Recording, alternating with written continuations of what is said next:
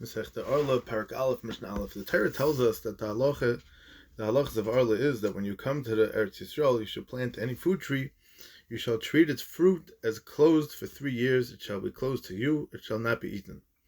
So, Hanetel is Yogula Kairis, if someone plants a fruit tree to be part of a fence or to use as wood for beams, Patam and Arla, it's Patam from Arla, and one may eat the fruit of that tree even during the first 3 years.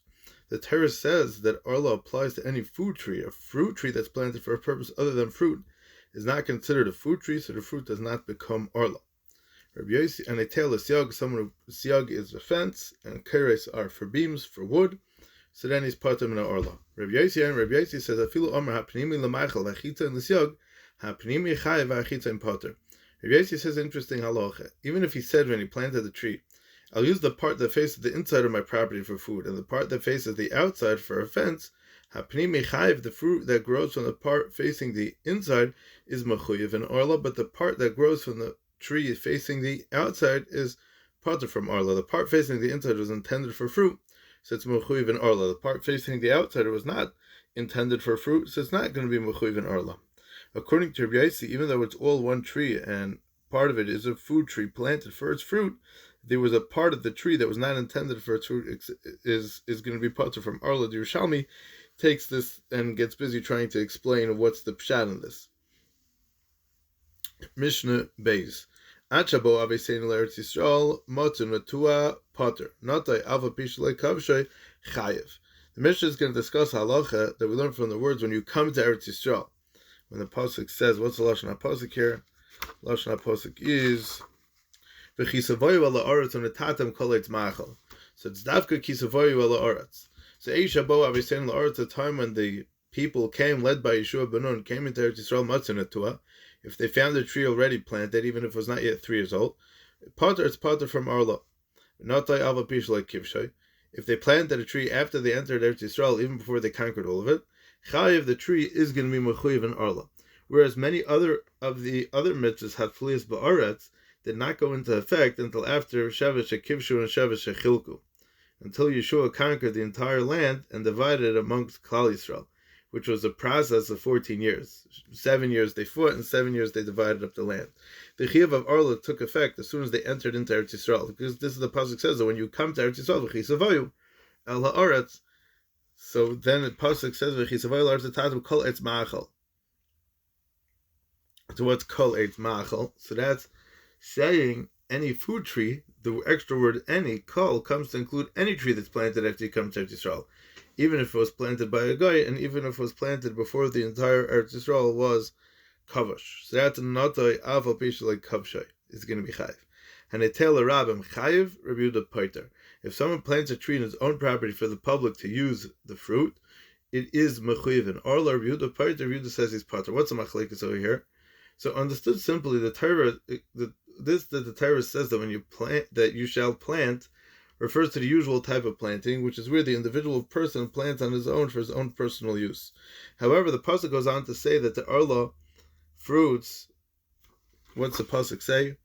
Lahaisef lachem tuasei ani Hashem lekechem. The fact that the pasuk says lachem, an extra expression that comes to expand on the halacha to include even a tree planted on private property for public use of fruit.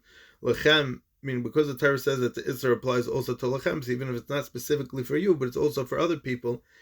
So lachem is lahavi hanatul larabim, to include a tree or a plant that was planted with the intention to feed the public. Rabbi Yehuda says, because Rabbi Yehuda says it's part from Arla. Why is that? Rabbi Yehuda holds that even the pasuk's first expression of unatatam and you shall plant is already being kailel something extra, which is going to include the public use of the fruit. If so, when it says lachem, so then it's going to be a riboy achar riboy, because unatatam is a riboy, because you, a lashon rabim, is going to plant, and lachem is also lashon rabim. So there's a halacha that ein riboy achar riboy ela lamayit. So the rule is that when you have one riboy and then another riboy, it's going to come to be memayit. It's going to come to restrict something. So Rabbi Yehuda says it's pater from Arla. In this case, it restricts the halacha only to where the tree is planted for the private use of the fruit. The Tanakama holds that the plural is used in the first part of the pasuk, because the first part of the pasuk is talking to all of Klal Yisrael, when the pasuk says "V'chisavoyu al ha'aretz u'natatu," it's talking about when everyone's going to come into Eretz Yisrael. So it's talking about lashon rabbim. It's not necessarily talking a lashon rabbim differently to a different idea in the parish of Arla as opposed to talking to the whole Klal Yisrael. This is the more reasonable way to understand the pasuk, since planting is usually done by individuals. Hanaytea b'reshus harabim, somebody who plants a tree in reshus harabim for his own personal use. This is like a normal planting that's done by an individual for his own use. Therefore, the halacha of Arla applies to it. But or a guy planted a tree. This applies whether he planted on a yid's property, even if he did it on his own property. As we mentioned earlier, lachem comes to include even a tree that was planted by a guy. Or a robber who stole land and planted a tree on it, even though the Mishnah already taught that a tree planted in Rishus Harabim is Mechuyev in Arla, we still had to teach this halacha that the same halacha would apply to a tree planted on stolen property. Otherwise, one might have thought that the halacha of Arla is extended only to a tree planted in Rishus Harabim. Since, like the planter, like everyone else, has a chelik in Rishus Harabim, so then that would be one halacha. But planting on a stolen property is perhaps altogether different, since the planter doesn't own the property at all. Therefore, the Mishnah had to teach that Arla applies even in the case of a gazlan who stole the tree, who stole the property, and planted on the stolen property.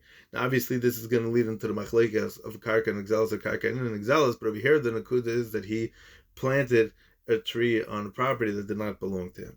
By netea besvina, if someone plants a tree on a boat, which is something that we mentioned earlier in Masechta Chala and in Masechta Ma'asos, this refers to planting a tree in an earthenware boat filled with earth. Since the boat is made of earthenware, the tree's roots will eventually puncture the bottom of the boat and draw nourishment from the ground underneath. The tree is therefore treated as though it was growing from the ground and is going to be Mechuyev in Arla. So it's similar to a case of Atzitz and Okov, because even though right now it doesn't have a hole, it's going to get a hole. So then or a tree sprouted on its own in a private domain in a Rishus HaYochid is going to be Chayiv in Arla. In all these cases, the tree is going to be Mechuyev in Arla. Although this tree was not planted at all, if it was not Tamei Elav. It's similar to a usual planting in that it grows in individual's Rishus, and it will be used by him. Otherwise, if it's not going to be used by him, so then if he has no need for it and he's going to chop it down, then obviously he's not going to care about the fruits either. Mishnah Gimel.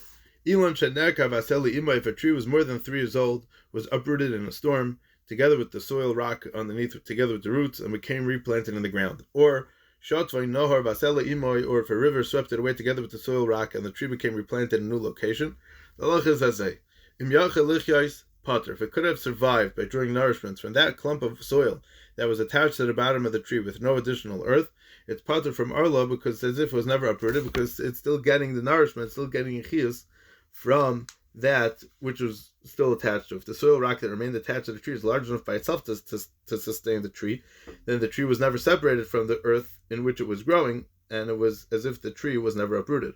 According to the Chazon Ish, the soil rock does not have to be able to sustain the tree for 3 years, but only until the tree is able to strike new roots in its new location, which obviously, in some cases, be a lot less than 3 years.